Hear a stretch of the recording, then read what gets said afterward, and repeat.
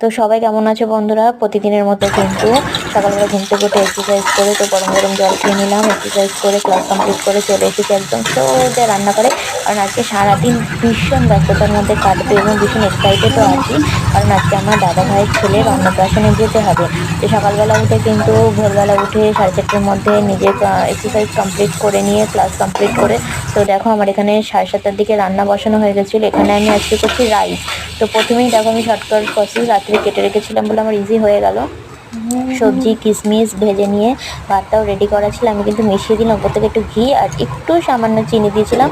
আমি রাইসটা একটু অন্যরকম করে সেটা দেখতেই পেলে।